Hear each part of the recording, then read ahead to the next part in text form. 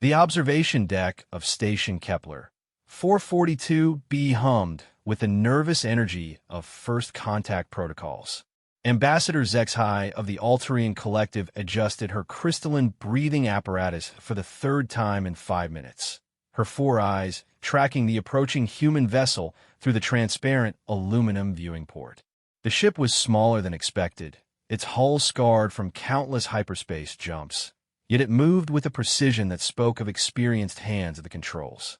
Remind me again why we're dealing with these humans? Counselor Vorth's scales rippled with barely concealed disgust. The reptilian sword had made his opposition to this meeting clear from the beginning, citing humanity's reputation for recklessness throughout the known galaxy. Because they're the only species crazy enough to venture into the Crimson Nebula and return with salvageable data, Zexhai replied, her voice carrying the melodic tones of her people. The Hegemony's expansion fleet disappeared in that region 6 months ago. 47 ships, Vorth. 47. And these humans claim they know what happened.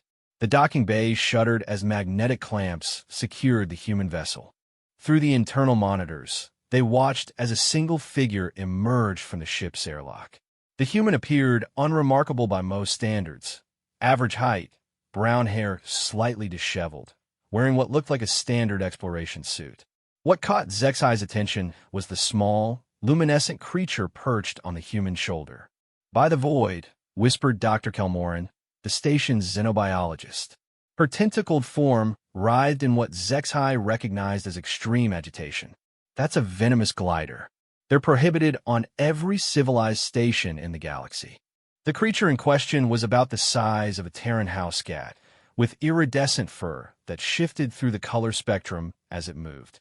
Membranous wings connected its limbs, and its large, multifaceted eyes sparkled with an intelligence that made most species deeply uncomfortable. But it was the creature's defensive capabilities that had earned it galactic infamy. The venom sacs, Dr. Kelmoran continued, her translator struggling with her rapid speech patterns. They can spray a neurotoxin that induces complete motor paralysis in 93% of known sapient species. The other 7% die within minutes. Counselor Vorth's combat protocols activated automatically, his scales shifting to their armored configuration. We should abort this meeting immediately. The human is either ignorant of galactic safety standards or deliberately threatening us. But Zexhai found herself fascinated rather than terrified. She watched as the human, Captain Sarah Chun, according to the manifests, walked through the docking bay with casual confidence. The venomous glider occasionally nuzzled against the human's neck, its movements gentle and affectionate. More disturbing still, Chun was stroking the creature's back with her bare hand, apparently oblivious to the deadly toxins that coated its fur. Open communications, Zexhai ordered. The holographic display activated, showing Captain Chen's face in 3-dimensional detail. The human smiled, an expression that Zexhai had learned could indicate either friendliness or aggressive intent among humans. Ambassador Zexhai, I presume. I'm Captain Sarah Chun of the Independent Research Vessel Wanderer. Thanks for agreeing to meet with us.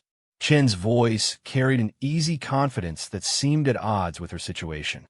I hope you don't mind that I brought along some companions. Long journeys can get pretty lonely. As if summoned by her words, 2 more venomous gliders emerged from within Chen's jacket, their wings spreading as they settled on her arms. Zexhai heard Dr. Kelmoran's sharp intake of breath through the comm system. Captain Chun, Zexhai began carefully, we must inform you that the creatures you're carrying are classified as extremely dangerous. Station protocols require immediate quarantine for any dangerous. Chun looked down at the glider on her shoulder, which was now making soft chirping sounds. You mean these little guys? Yeah, I know about their reputation. Most species tend to overreact to their defense mechanisms. She scratched the creature behind what Zexhai assumed were its ears. But they're really quite friendly once you understand their behavioral patterns. Counselor Vorth's voice crackled through the intercom. Captain, those creatures' venom is lethal to most galactic species. How are you even touching them? Chen's expression shifted to something resembling confusion. Well, the venom isn't active unless they feel threatened. And they only feel threatened when they're approached by beings they perceive as predators. She paused, studying their faces through the holographic display. You do know that venomous gliders are empathic creatures, right? They can sense hostile intent through bioelectric field fluctuations. That's impossible. Our researchers have documented dozens of unprovoked attacks. Were your researchers armed? Chen interrupted. Did they approach with containment equipment? Sedatives? Research teams tend to broadcast their intentions pretty clearly through their stress hormones and electromagnetic signatures. She smiled again, this time with what Zexai recognized as gentle amusement. These little ones are incredibly sensitive to emotional states. They can tell the difference between someone who wants to study them and someone who wants to be their friend. The implications of Chen's words settled over the observation deck like a heavy blanket. The Alterian Collective's first contact protocols specifically included defensive measures, armed escorts, containment fields, emergency sedation protocols. Every species they'd encountered had similar procedures. They approached first contact situations expecting danger. But the toxicity, Zexai said slowly, even accidental contact, only applies to species with silicon-based neurochemistry. Chen explained, now petting all three gliders simultaneously. Humans have carbon-based neural pathways. The compounds that are deadly to most galactic species actually have a mild euphoric effect on us, like a very gentle stimulant. She looked directly into the camera. I've been traveling with these three for almost 2 years now. They're better companions than most humans I know. Counselor Vorth's scales had returned to their normal coloration. Though Zexai could see he remained agitated. Even assuming your explanation is correct, Captain, transporting prohibited species, actually, according to Galactic Treaty 7742, B. The prohibition only applies to commercial transport of species classified as uncontrollably hostile. Chun interrupted smoothly.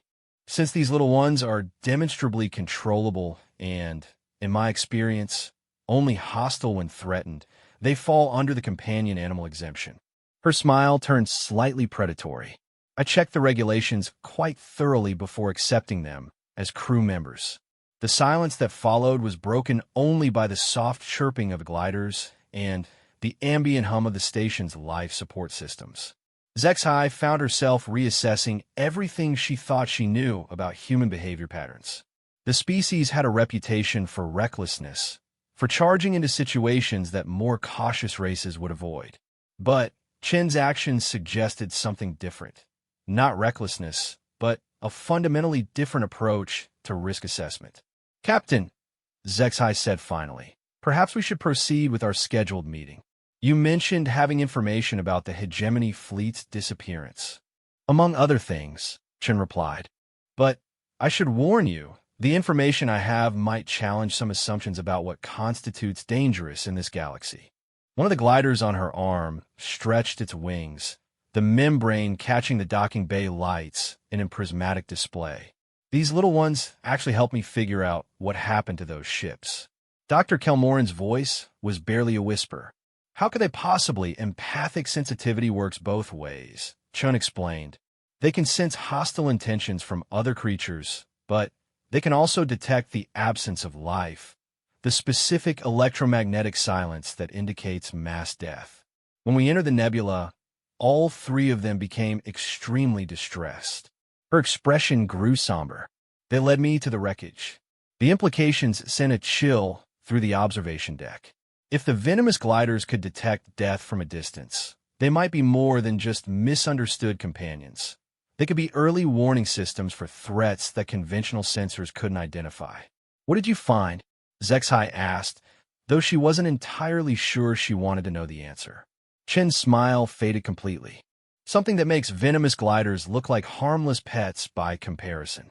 Something that specifically targets ships with aggressive defensive configurations. She looked directly at each of them through the display. The entity we encountered doesn't respond well to perceived threats. Counselor Vorth's scales began shifting toward their armored configuration again. Entity? What kind of entity? The kind that apparently considers heavily armed exploration fleets to be predators worth eliminating, Chen replied. The kind that my three friends here warned me about before it could detect our ship's presence. She paused, her expression growing thoughtful. It's funny, really. The galaxy's most feared dangerous creatures saved my life by teaching me that sometimes the best defense is not looking like a threat in the first place. The glider on Chen's shoulder made a soft trilling sound and nuzzled against her cheek. She responded by gently stroking its luminescent fur, a gesture that would have seemed suicidal to anyone observing without context. But Zexhai was beginning to understand that context was everything when dealing with humans. Captain Chun, she said formally, I believe we need to hear your full report. All of it. Gladly, Chun replied. But I should probably mention, my friends here have been getting increasingly agitated since we docked. They're picking up something from the station itself. Her expression grew concerned. You might want to check your defensive systems. According to these little ones, something on this station is broadcasting hostile intent on a frequency that's making them very, very nervous. The observation deck fell silent again as the implications sank in. Station Kepler 442b was equipped with some of the most advanced defensive systems in the sector, automated weapons, barrier generators, and enough firepower to repel a small fleet. Systems that were currently active and scanning for threats. Dr. Kelmoran's voice was barely audible. If the gliders can sense our defensive systems as hostile intent, then whatever killed the hegemony fleet, Zexhai finished slowly, might already know we're here.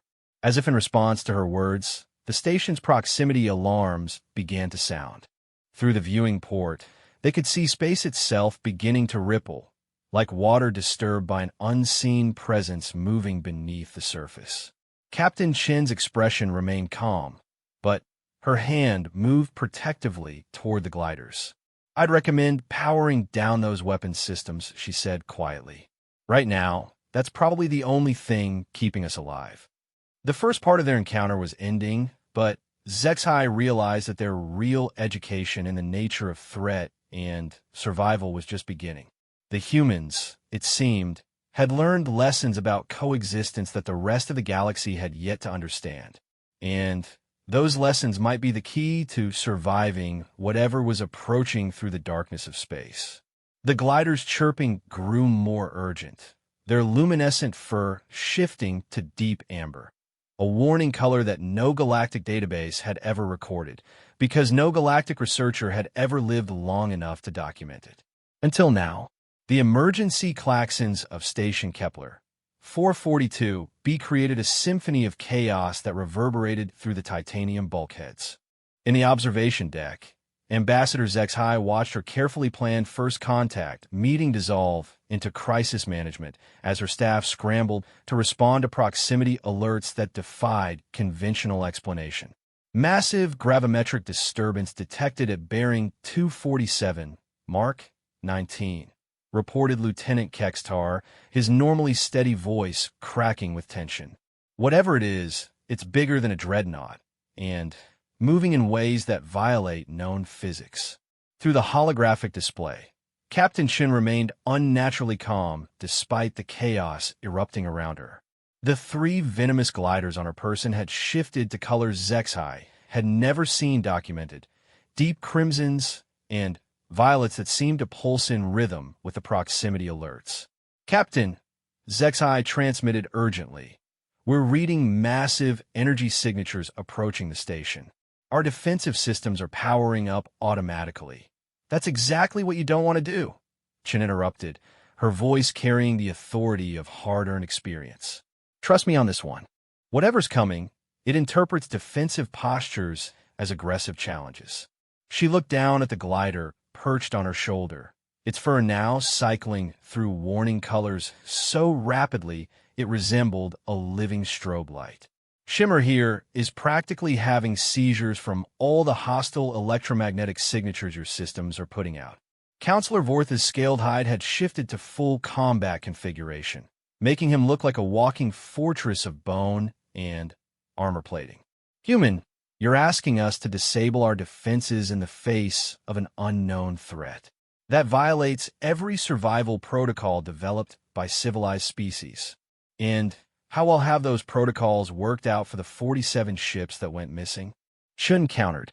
Through the display, they could see her gently stroking the agitated glider, her movements careful and soothing.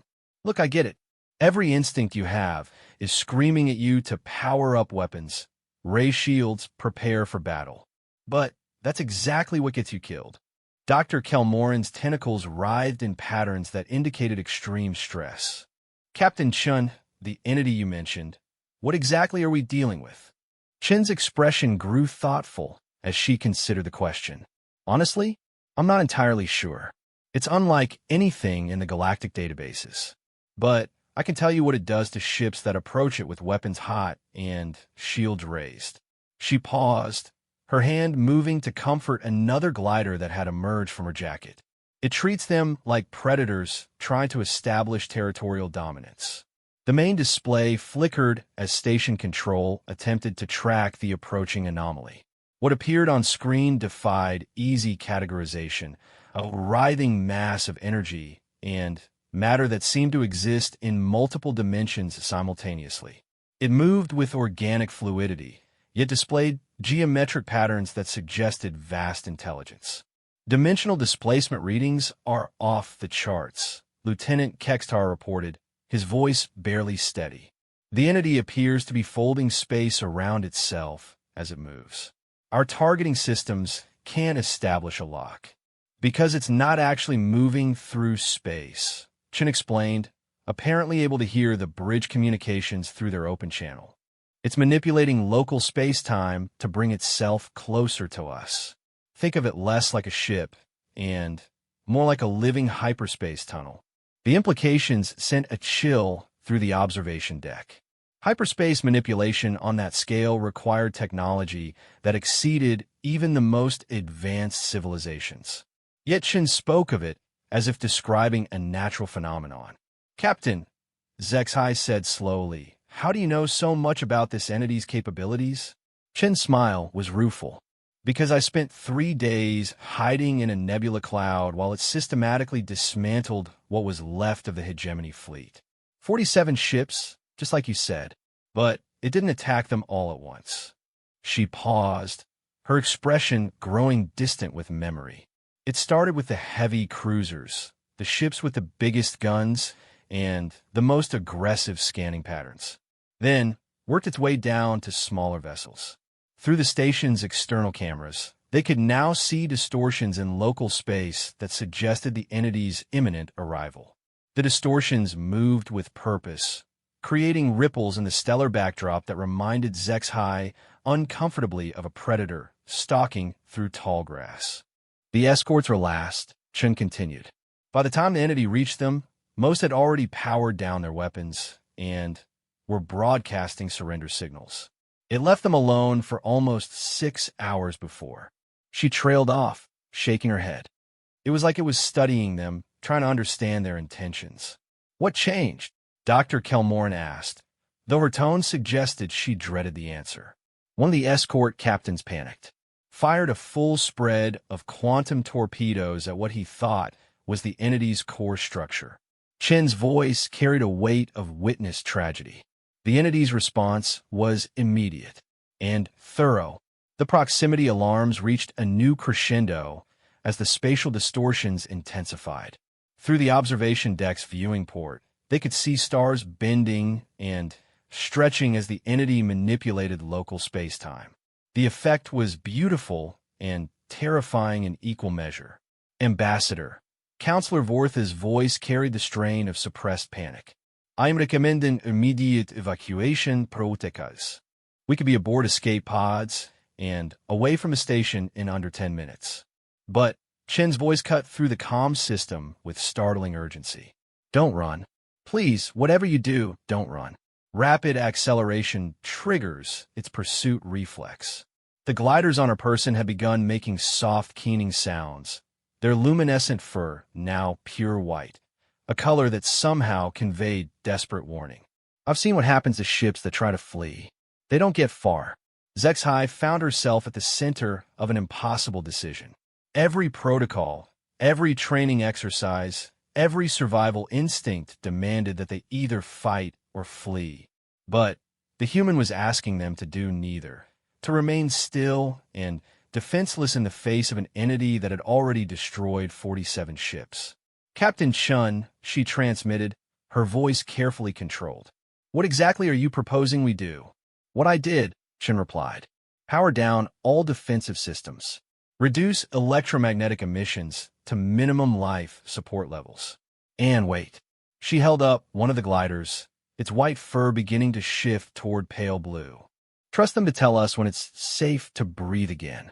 The entity's arrival was heralded not by violence, but by an overwhelming sense of presence that seemed to permeate the station's hull. The lights dimmed as power grid fluctuations rippled through the systems. In the observation deck, several instruments registered energy signatures that exceeded their measurement capabilities. Through the viewing port, they could see it now, a structure that defied description, part crystalline formation, part organic growth, part pure energy. It dwarfed the station, yet moved with the grace of something alive. Geometric patterns flowed across its surface like neural networks made visible, pulsing with inner light that suggested vast computational processes. By the void, whispered Dr. Kelmoran. It's beautiful. Chen's voice carried through the calm with quiet agreement. That was my first thought, too. Right before I realized it was scanning every piece of technology on my ship to determine threat level. The gliders had now settled into a peaceful blue coloration, their chirping soft and melodic. The Venomous gliders helped me understand it's not malevolent. It's careful. The entity's attention seemed to focus on the station, invisible forces probing their defenses with surgical precision. Zexhai felt a moment of vertigo as something vast and alien briefly touched her thoughts, not intruding, but acknowledging her presence with the casual attention of a giant noting an insect. Scanning patterns suggest it's cataloging our technological capabilities, Lieutenant Kextar reported, his voice subdued. But there's no indication of weapons charging or targeting systems engaging. Because we're not threatening it, Chen explained. Look at your readings. We've powered down the big guns, reduced our electromagnetic signature, stopped broadcasting aggressive scan patterns. From its perspective, we've gone from potential predator to neutral observer. The entity completed its examination of the station and moved closer, its presence now filling their sensors completely. But rather than the violent destruction they had anticipated, it simply waited. The geometric patterns on its surface shifted to what might have been curiosity. It's trying to communicate, Dr. Kelmoran breathed. The energy patterns, they're not random. There's structure there, mathematical relationships. Chen nodded enthusiastically. That's what I thought too. But I couldn't figure out the baseline for translation. Human mathematics and Galactic Standard both assume certain constants that might not apply to a being that manipulates space-time as naturally as we manipulate matter. She paused, looking down at the glider on her shoulder. That's what my friends here surprised me. The gliders? Zexhai asked. Empathic communication bypasses the need for mathematical frameworks, Chen explained. They can sense emotional intent and respond to it directly. When I started thinking about peaceful contact, about curiosity rather than fear, they began broadcasting those feelings on frequencies the entity could perceive. As if to demonstrate, the glider on Chen's shoulder spread its wings and began making complex, trilling sounds. The entity's surface patterns shifted in response, geometric forms rearranging themselves into new configurations that somehow conveyed acknowledgement. It's working, Dr. Kelmoran whispered. The entity's energy signature is shifting to match harmonic frequencies in the glider's vocalizations. For the next several hours, They watched in fascination as Chun facilitated a three-way communication between the station, the entity, and her empathic companions. The process was slow and often confusing, with concepts that didn't translate well between species so fundamentally different. But gradually, understanding began to emerge. The entity was old, older than most civilizations in the galaxy. It had been dormant in a nebula for millennia, awakening only when the electromagnetic signatures of the hegemony fleet had convinced it that a major predator species was expanding into its territory. Its response had been swift and decisive, eliminating what it perceived as a threat to the smaller, more vulnerable species in the region. It's a guardian, Chun realized during one of the communication sessions. It protects younger civilizations from aggressive expansion by more technologically advanced species. The revelation sent shockwaves through the observation deck. The hegemony had been one of the galaxy's most militaristic civilizations, expanding through conquest and subjugation. From the entity's perspective, they had been exactly the kind of threat it existed to counter. But why didn't it simply communicate with them first? Zexai asked. The answer came through the glider's translated emotional resonance. Concepts of warning and patience and repeated attempts at contact that had been misinterpreted as attacks. The hegemony fleet had responded to the entity's initial communications with weapons fire, confirming its worst assessment of their intentions. It tried to warn them off, Chin said quietly. Multiple times. But military protocols interpreted its presence as hostile, and they kept escalating their defensive postures until it had no choice but to treat them as the threat they appeared to be. As the communication session continued, they learned more about the entity's nature. It existed partially outside normal space-time, which explained its ability to manipulate gravity and dimensional barriers. It was also incredibly patient by human standards. What seemed like sudden attacks to shorter-lived species were actually the result of careful observation and assessment spanning months or years. Most importantly, it was not alone. There were others like it scattered throughout the galaxy. Ancient guardians awakening as younger species reached the technological threshold that allowed for interstellar aggression. The hegemony's expansion had triggered a response that would continue until the threat was neutralized or contained. That's why you need to understand, Chun said, addressing the observation deck directly. The galaxy is about to change. These guardians have been dormant for so long that most species have forgotten they exist. But they're waking up now, and they're going to reshape how interstellar politics work. The entity's communication grew more complex as the session progressed, conveying concepts about territorial boundaries and acceptable expansion patterns. Species that expanded through peaceful contact and mutual cooperation were ignored or even protected. Those that relied on military conquest found themselves facing guardians that made their technological advantages irrelevant. It's offering us something, Dr. Kelmoran realized as she analyzed the latest transmission patterns. Protection in exchange for what exactly?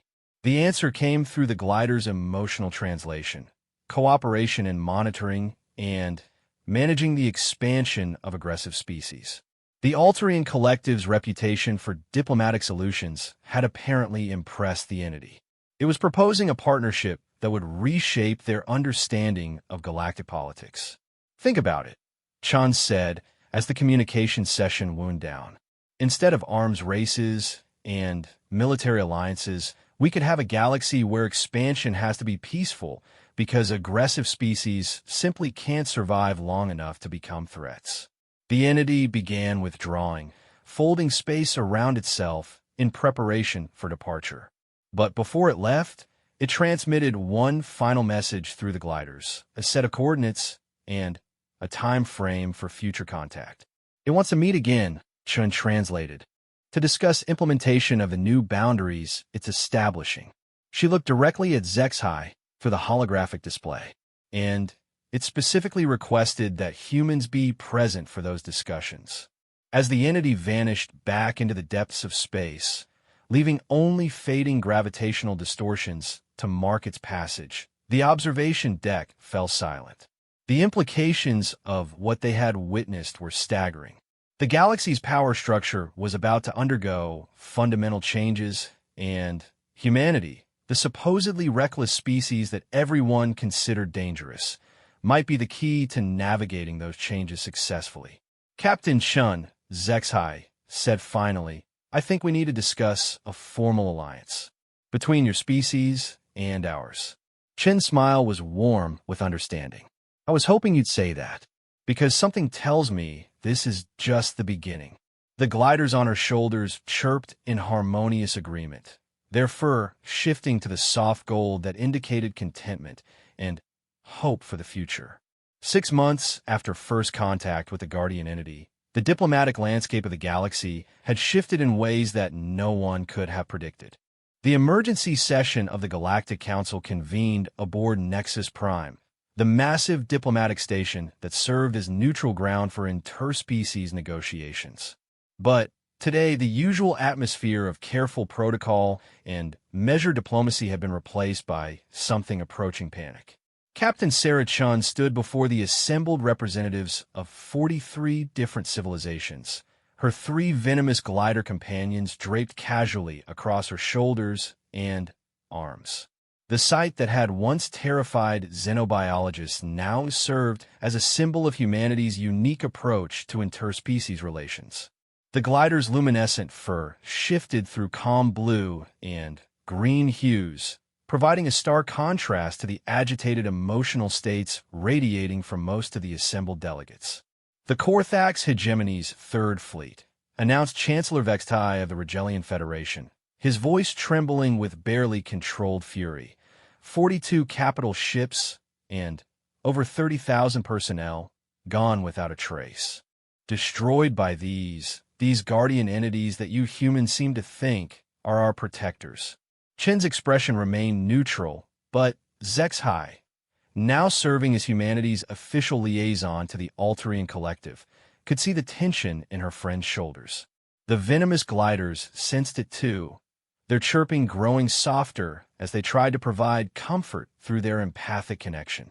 The Third Fleet was engaged in what they termed liberation operations against the Zenthri colony worlds, Chen replied calmly. "According to our intelligence, they were using orbital bombardment to force surrender from civilian populations. The Guardians classified this as predatory expansion behavior." Predatory expansion? Admiral Gorthak of the Sordid Empire slammed his scaled fist against the speaking podium, his voice rising to a roar. The Korthax were maintaining galactic order. Those colony worlds were harboring pirates and terrorists. The glider perched on Chin's right shoulder made a sound that Zexhai had learned to recognize as disagreement, a soft trill that conveyed skepticism through empathic resonance. Chin's hand moved to gently stroke the creature's back as she responded. "Our investigation of the Guardians' assessment protocols suggests they can distinguish between legitimate police actions and conquest disguised as peacekeeping," she said. "The Third Fleet's approach patterns and weapons deployment were consistent with subjugation rather than law enforcement." Dr. Kelmoran, now serving as the Council's chief xenobiological advisor, activated her holographic display to show the aftermath of Guardian interventions across the galaxy. The images were simultaneously beautiful and terrifying, ships twisted into impossible shapes. Their hulls were formed into geometric patterns that suggested vast intelligence at work. "The Guardian entities have intervened in 17 separate conflicts over the past 6 months," she reported, her tentacles moving in complex patterns that indicated deep concern. "In every case, the aggressor species involved forces that significantly outmatched their opponents in terms of technological capability and destructive potential. 17 civilizations have learned to fear these creatures because of humanity's reckless contact protocols," interrupted Counselor Thekmore of the Crystalline Confederacy, his mineral body resonating with harmonic anger. "Your species has unleashed cosmic horrors upon the galaxy in the name of peace." Chin's expression hardened slightly, and the gliders responded by shifting to amber warning colors. "Cosmic horrors?" she repeated. Is that what you call beings who prevented the conquest and enslavement of hundreds of worlds? Because from my perspective, the only horror here is how many species seem to miss the ability to expand through violence. Zexhai rose from her delegation's seating area, her crystalline breathing apparatus clicking as she prepared to address the assembly. As humanity's strongest advocate in the council, she had spent months documenting the positive changes that Guardian intervention had brought to previously threatened civilizations. Honored delegates, she began, her melodic voice carrying across the chamber. I would ask you to consider the actual results of Guardian intervention rather than focusing on your fears about their methods. She activated her own holographic display, showing peaceful colonies that have been spared from conquest. The Zinthri worlds that Admiral Gorthak mentioned, their population has increased by 30% since being freed from Korthak's occupation. They're now contributing to galactic trade and scientific advancement rather than serving as forced labor camps. At the cost of galactic stability, Chancellor Vextai's response was immediate and heated. Military forces across the galaxy are afraid to respond to legitimate crises because they might be mistaken for aggressors by these guardians. Piracy is increasing. Border disputes are going unresolved. The established order is collapsing. Chun stepped forward, her movement causing the gliders to resettle themselves across her frame. Perhaps that's because the established order was built on the assumption that might makes right. The Guardians aren't preventing legitimate law enforcement. They're preventing conquest disguised as justice. The debate that followed was intense and sometimes heated, with delegates from across the galactic political spectrum expressing fears about humanity's role in awakening forces they didn't understand. But as the discussion continued, patterns began to emerge that supported Chen's perspective. The species most vocal in their opposition to Guardian intervention were also those with the largest military fleets and the most aggressive expansion policies. Smaller civilizations, those that had historically been targets for conquest or forced integration, spoke more favorably about the new galactic dynamics. The Guardian entities have created a paradigm where peaceful expansion and cooperative development are rewarded, while aggressive conquest becomes impossible to sustain, observed Prime Scholar Yeth Vin of the Academic Consortium. This represents a fundamental shift in how interstellar civilization develops. Admiral Gorthak's scales rippled with continued agitation. And what happens when these Guardians decide that even defensive military capabilities constitute a threat? Will we all be forced to disarm completely? Chen's smile was understanding, but firm. That's not how they operate. My companions here have helped me understand their assessment criteria more clearly over the past few months. She gestured to the gliders, whose empathic abilities continued to serve as a bridge between human understanding and Guardian consciousness. They don't object to defensive capabilities or even offensive weapons. They object to the intent to use those weapons for conquest rather than protection. Intent. Dr. Kelmoran's tentacles writhed with scientific curiosity. How can entities that exist partially outside normal space-time assess something as complex as intent? The question prompted Chun to share insights that had emerged from months of continued communication with Guardian entities. Through the empathic translation provided by her venomous glider companions, humanity had learned that the Guardians possessed a form of consciousness that operated on scales both vast and intimate. They could perceive the electromagnetic patterns of entire fleets while simultaneously sensing the individual emotions of crew members. They experience time differently than we do, Chen explained. What we perceive as sudden decisions are actually the result of careful observation spanning months or years. They watch how species prepare for conflict, how they communicate with potential opponents, how they respond when offered peaceful alternatives to violence. The revelation led to a detailed examination of recent conflicts from the Guardian perspective. In every case where intervention had occurred, the aggressive species have been offered multiple opportunities to resolve disputes through negotiation. The Guardians acted only when those alternatives had been rejected in favor of military solutions.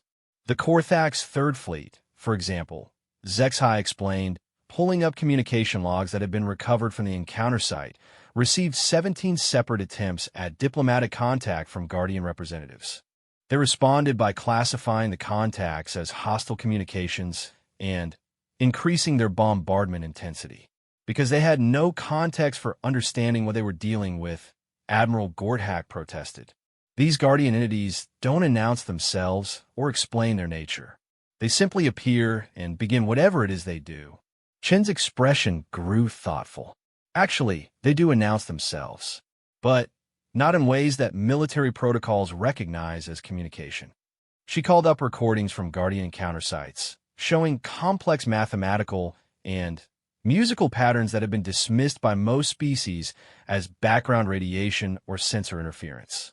The Venomous gliders helped us realize that these patterns contain detailed information about Guardian nature and intentions, she continued. But they require empathic or artistic interpretation rather than linguistic analysis. Military communication systems aren't designed to process emotional or aesthetic information. The implications sent a wave of understanding through the assembled delegates. The Guardians had been attempting communication all along, but their methods were so fundamentally different from conventional diplomatic protocols that most species had missed the messages entirely. Dr. Kelmoran's excitement was visible in the rapid movement of her tentacles. This suggests that the Guardians prefer communication through emotional resonance and artistic expression rather than technical or linguistic channels. Species with strong artistic traditions or empathic capabilities would have significant advantages in establishing productive relationships with them, which explains why humanity has been so successful in Guardian communication. Observed Prime Scholar Yethvin. Your species has a documented tendency toward emotional expression and artistic interpretation that most other civilizations consider impractical for diplomatic purposes. Chen nodded, unconsciously stroking one of her glider companions. We've been working with the Alterian Collective to develop new communication protocols based on these insights. Rather than approaching the Guardians as negotiating partners in the traditional sense, we treat them as environmental forces that respond to emotional and artistic signals. The concept revolutionized their understanding of Guardian intervention patterns. Rather than arbitrary enforcement of unknown rules, the Guardians operated according to principles that could be learned and respected. Species that approached conflicts with genuine attempts at peaceful resolution found themselves protected and supported. Those that relied primarily on threats and violence discovered that their technological advantages meant nothing against beings who could manipulate the fundamental forces of space-time. The question, said Chancellor Vextai, his tone more thoughtful than angry now, is whether this represents genuine progress or simply a more sophisticated form of tyranny. Are we truly free if our choices are limited by the threat of Guardian intervention? The question sparked a philosophical debate that continued for hours, touching on concepts of freedom, justice, and the nature of civilized behavior. But as the discussion progressed, something unexpected emerged. A growing recognition that Guardian intervention had created space for forms of civilization that had previously been impossible to sustain. Small, peaceful civilizations no longer live in fear of conquest by their militaristic neighbors, pointed out Representative Kilts of the Garden Worlds. Scientific and artistic endeavors receive resources that once went toward military defense. Interspecies cooperation has increased dramatically because aggression is no longer a viable tool for resolving disputes. In piracy, Admiral Gorthak challenged, border disputes? The smaller conflicts that don't rise to the level of Guardian intervention. Chen's smile was confident. Those are being handled by a new kind of peacekeeping force. Species that have learned to work with Guardian principles are developing cooperative security arrangements that focus on protection rather than projection of power. She gestured to Zexhai. The Altarian Human Peaceful Expansion Initiative is just one example of how civilizations can maintain order without relying on threat-based diplomacy. The session concluded with a vote to establish formal protocols for Guardian communication and a framework for resolving conflicts without triggering intervention. The margin was narrow. Many civilizations remained concerned about the implications of cosmic-scale entities influencing galactic politics. But for the first time, there was also hope that a more sustainable form of interstellar civilization might be possible. As the delegates filed out of the assembly hall, Chen remained behind with her venomous glider companions and a small group of species representatives who had voted in favor of the new protocols. The glider's fur had shifted to the warm gold that indicated contentment and optimism for the future.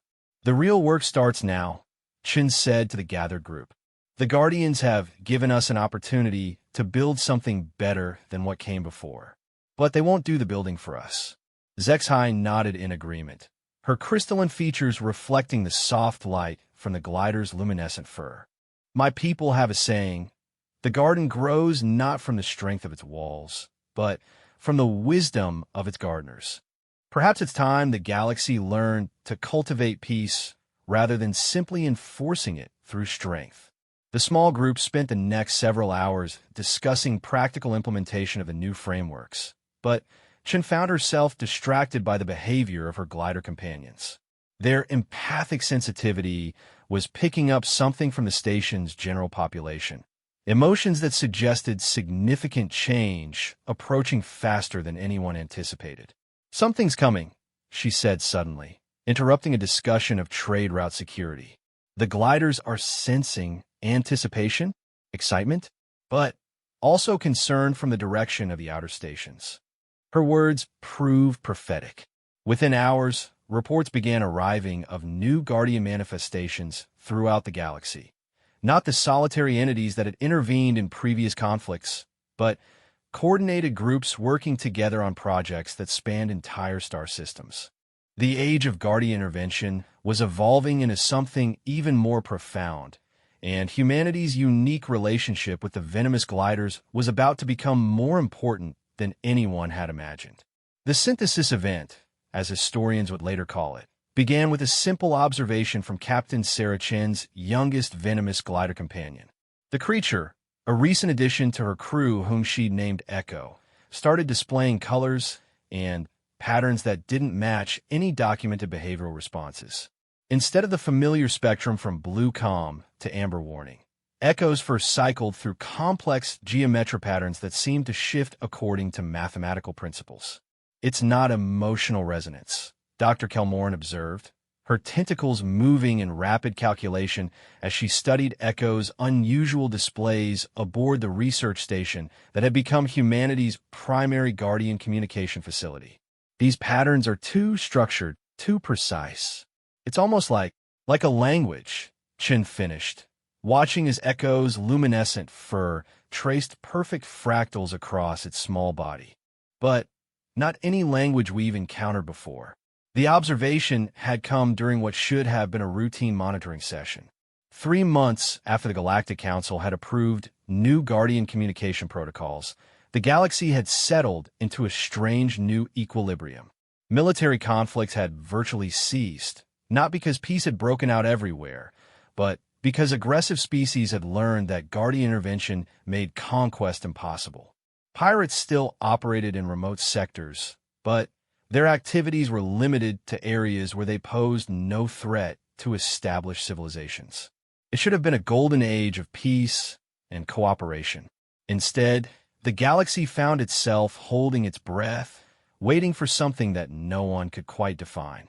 "The patterns Echo is displaying," reported Dr. Vexmaron, the station's lead theoretical physicist. "They correspond to quantum field fluctuations we've been detecting throughout Guardian-influenced regions. It's as if the entities are implementing some kind of large-scale modification to local space-time." Chun felt a familiar chill of anticipation mixed with concern. Over the past year, her relationship with the venomous gliders had taught her to trust their empathic warnings, but this felt different. Echo wasn't broadcasting danger or distress. Instead, the young glider seemed excited, almost eager about whatever was approaching.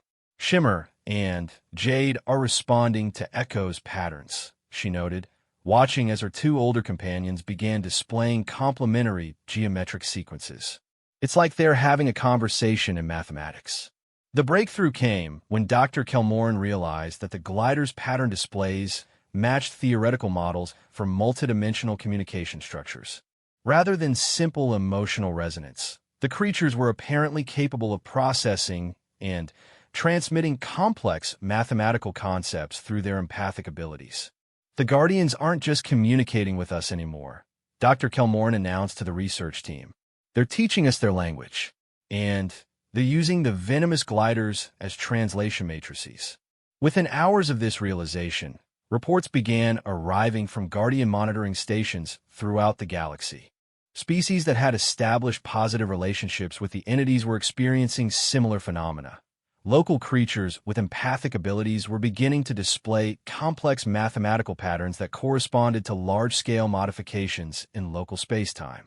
But humanity's Venomous gliders were displaying the most sophisticated patterns, suggesting that their unique neurochemistry made them ideal interfaces for the kind of communication the Guardians were attempting to establish. It's not just communication, Chen realized as she watched Echo trace increasingly complex equations through her fur patterns. They're preparing us for something that requires us to understand their mathematical framework. The answer came through a coordinated message that arrived simultaneously at every Guardian communication station in the galaxy. The gliders throughout the network began displaying identical patterns, a sequence so complex that it required teams of mathematicians to decode, but so elegant that its meaning was unmistakable once understood. The Guardians were offering to uplift willing civilizations to a new level of existence. The mathematics describe a process of consciousness expansion, explained Prime Scholar Yethvin during an emergency session of the Guardian Communication Council. Not just individual awareness, but species-level integration with the quantum structures that underlie space-time itself. Ambassador Zexhai studied the decoded message with a mixture of wonder and trepidation. They're offering to make us like them, to grant us the ability to exist partially outside normal space-time, to manipulate gravity and dimensional barriers. But why now? Asked Dr. Kelmoran. What's changed that makes this offer possible? The answer came through continued communication with Echo and her companions. The mathematical patterns they displayed revealed that Guardian intervention in galactic conflicts had been preparation for this moment. By preventing aggressive species from achieving technological dominance, the entities had created conditions where peaceful civilizations could develop the emotional and intellectual maturity necessary for consciousness expansion. It's about readiness, Chen realized. Species that expand through conquest and violence aren't psychologically prepared for the kind of power the Guardians possess. They'd use consciousness expansion as another tool for domination. The revelation sparked intense debate throughout the galaxy. The offer of uplift was extended to all species, but with clear criteria for acceptance. Civilizations had to demonstrate sustained commitment to peaceful expansion, cooperative problem-solving, and protection of less technologically advanced species. Not surprisingly, many of the galaxy's major military powers failed to meet these criteria. The Korthax hegemony, already devastated by Guardian interventions, was explicitly excluded due to their continued attempts to develop weapons capable of harming Guardian entities. Several other aggressive civilizations found themselves similarly disqualified. But for species like humanity and the Altarian collective civilizations that had embraced the new paradigm of peaceful cooperation, the opportunity was extraordinary. The process isn't instant, Chen explained to a gathering of human colonial representatives. According to what Echo and the others are telling us, consciousness expansion happens gradually over generations. We don't just become like the Guardians overnight. We grow into that level of existence. The first volunteers for the uplift process were individuals who had already demonstrated exceptional ability to work with empathic species like the Venomous gliders. Chun herself was among the initial group, along with representatives from a dozen other species that had shown compatibility with Guardian communication methods. The process was unlike anything any of them had experienced. Rather than technological modification or genetic manipulation, consciousness expansion involved learning to perceive reality from perspectives that existed outside normal space-time. With the Venomous gliders serving as empathic anchors, volunteers gradually developed the ability to sense quantum field fluctuations and manipulate probability structures through focused intention. It's not that we're becoming more powerful, Chen reported during the early stages of her uplift process. It's that we're learning to work with forces that were always present, but invisible to unaugmented consciousness. Echo had become her constant companion during the expansion process, the young glider's empathic abilities helping to stabilize Chen's awareness as it stretched across multiple dimensional perspectives. Through their connection, she began to understand the true nature of the Guardian's role in galactic civilization. They're not conquerors or rulers, she explained to Dr. Kelmoran during one of her progress evaluations. They're gardeners. The entire galaxy is like a vast ecosystem, and they're responsible for maintaining the conditions that allow consciousness to evolve toward higher forms of existence. The uplift process revealed that the Guardians themselves had once been younger species like humanity and the Altarians.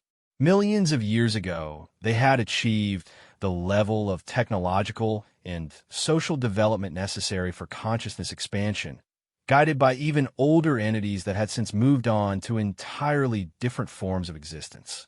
It's a cycle, Chen realized as her expanding awareness began to perceive the quantum structures underlying reality.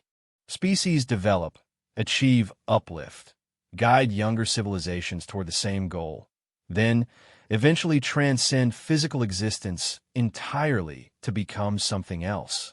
But the process was not without its dangers.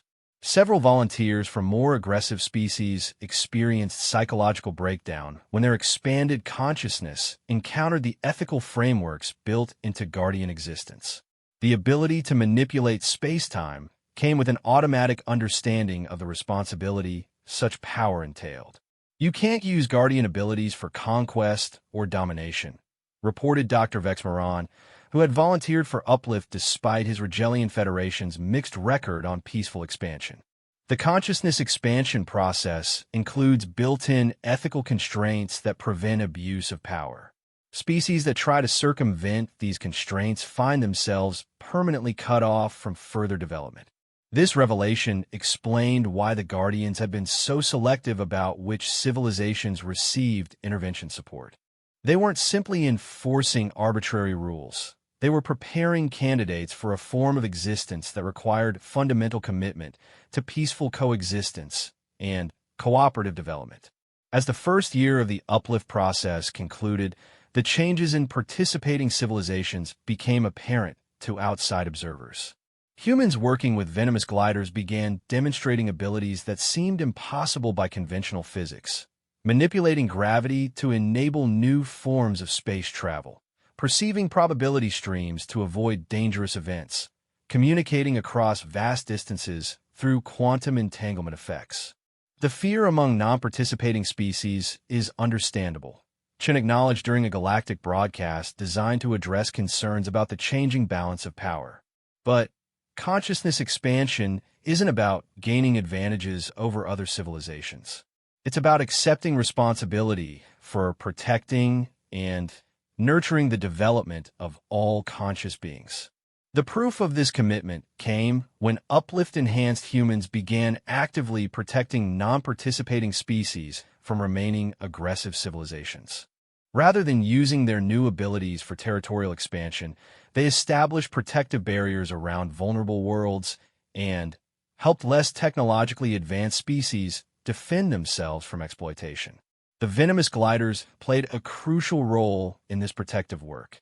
Their empathic abilities, enhanced by their connection to uplifted humans, allowed for early detection of aggressive intentions across vast distances. Species plotting conquest or exploitation found their plans disrupted by seemingly coincidental events that prevented their operations from succeeding. It's like the galaxy has developed an immune system, observed Prime Scholar Yethvin as he studied reports of failed military campaigns. Aggressive actions trigger automatic responses that neutralize threats before they can cause significant damage. But perhaps the most significant change was in how participating species approach scientific and artistic development. Consciousness expansion brought with it an understanding of reality's deeper structures that revolutionized everything from energy production to creative expression. We're not just becoming more powerful, Dr. Kelmoran noted as she observed the effects of her own gradual uplift process. We're becoming more wise. The expansion of awareness includes an automatic understanding of the long-term consequences of our actions.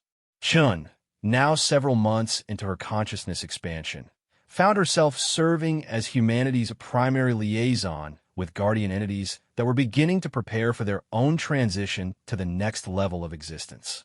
Through Echo's empathic translation, she learned that the current generation of guardians have been guiding galactic development for over 1,000,000 years and were ready to move on to whatever came after their current form of existence. The responsibility is passing to us, she explained to the assembled representatives of uplifted civilizations. We're becoming the next generation of guardians, responsible for protecting and nurturing younger species as they develop toward their own consciousness expansion. The transition was gradual but unmistakable. As more species achieved uplift status and began developing guardian-level abilities, the original entities slowly withdrew from direct intervention in galactic affairs. They remained available for consultation and guidance, but the actual work of protecting peaceful civilizations and preventing aggressive expansion increasingly fell to the newly uplifted species. Humanity, with its unique relationship to empathic creatures like the Venomous gliders, found itself playing a central role in this transition. The mathematical and empathic communication methods that Chun and others had pioneered became the standard for interspecies cooperation at the guardian level of existence. It's ironic, Chun mused during one of her final reports as a baseline human. Her consciousness expansion was nearly complete, and soon she would exist primarily as a quantum entity with only occasional manifestation in normal space-time. Everyone used to think humans were dangerous because we were reckless and unpredictable. But it turns out our willingness to befriend supposedly dangerous creatures was exactly what the galaxy needed. Echo, now permanently integrated with Chen's expanding consciousness, chirped in harmonious agreement. Through their bond, Chun could perceive the vast network of uplifted civilizations that was taking shape across the galaxy, a web of consciousness dedicated to protecting and nurturing the development of younger species. The last entry in Chen's log as a primarily physical being was simple but profound. The galaxy is in good hands, better than it's ever been. And the Venomous gliders, those supposedly dangerous creatures that everyone warned us never to touch, turn out to be the key to everything. They taught us that the most important survival skill isn't the ability to destroy threats, but the wisdom to recognize when something that seems dangerous is actually just misunderstood. That lesson is going to serve the galaxy well for a very long time. The transformation was complete. Humanity had evolved from a species known for its recklessness into one of the galaxy's newest guardian civilizations, guided by creatures that most other species had feared to approach. And throughout the cosmos, consciousness continued its eternal journey toward greater understanding, protection, and wisdom, one unlikely friendship at a time.